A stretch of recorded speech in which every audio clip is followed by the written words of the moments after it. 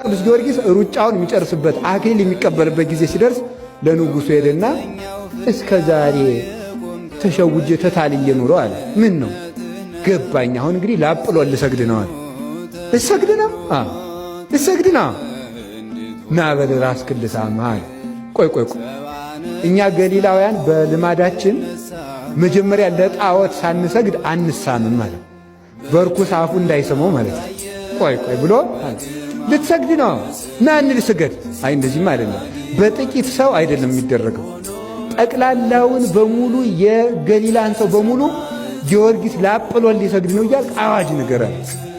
ጊዮርጊስ ላጵሎ ሊሰግድ ነው እየተባለ አዋጅ ተነገረ። ይኸውላችሁ ልብ ብላችሁ ስሙ። ላጵሎ ሊሰግድ ነው ተባለ። እንዲህ አድርገህ ልትሰግድ ከሆነማ አለው እሾመሃሌ መንግሥቴ እኩል ይሰጥን። እንዲያውም እኔ አዋጅ አስነግሬ እስከምመጣ አንተ ከንግሥቲቱ ጋር ተጫወት ብሎ ንጉሡ ከሚስቱ ጋር አስቀመጠ። እሱ ቆመና ዳዊቱን ይደግም አማልክቲሆሙ ለአሕዛብ ዘወርቅ ወዘብሩር ግብረ ደጓለ እምኀበ ዓይን ቦሙ ወይሬዩ እዝን ቦሙ ወይሰሙ። ተመልከቱ። አፍ ቦሙ ወይነቡ ከዚያ አንፍ ቦሙ ወያጼኑ እያለ እንዲህ እንዲያነቅ እግር ቦሙ ወይሐውሩ። የአሕዛብ አማልክት አጋንንት ናቸው። ዓይን አላቸው አያዩ፣ ጆሮ አላቸው አይሰሙም፣ እግር አላቸው አይራመዱም እያለ ይዘምራል። ንግሥቲቱ ሰማን ማንን ነው እንደዚህ የምትለው አለች። ጣዖታቱን ነው አለች። ለምን ታንገለጉ አሕዛብ ወሕዝብኒ ነበቡ ከንቱ። አሕዛብ ለምን አጉረመረሙ? እነማን ናቸው የሚያጉረመርሙ አለ። ነገሥታቱ ናቸው አለ። እዚህ በኋላ ልቧ ተሰበረና እኔም ክርስቲያን መሆን እፈልጋለሁ አለች።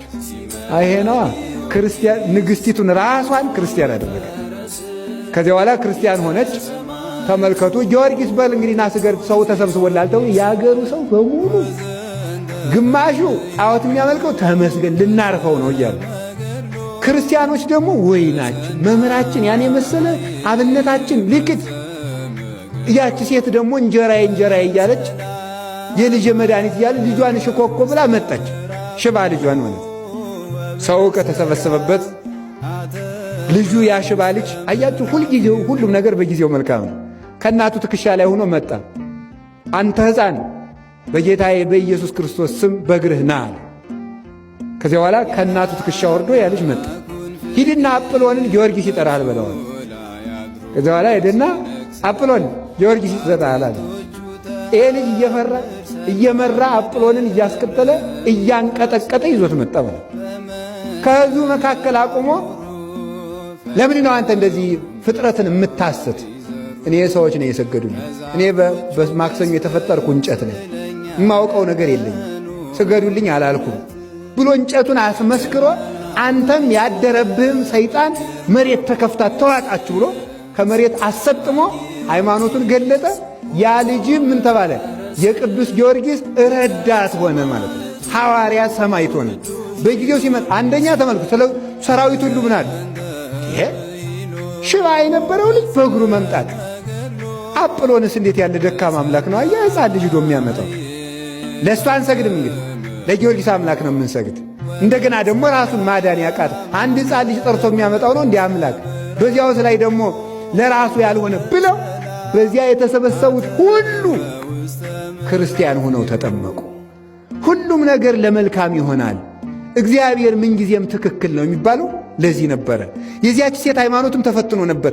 ልጄን አድነህ ሲያበቃ አንተም ፈርተህ ልትክር ነው ብላ ነበረ። በጊዜው ግን መልካሙን ነገር ገለጠ። እግዚአብሔር በጊዜው መልካሙን ነገር ይግለጥልን።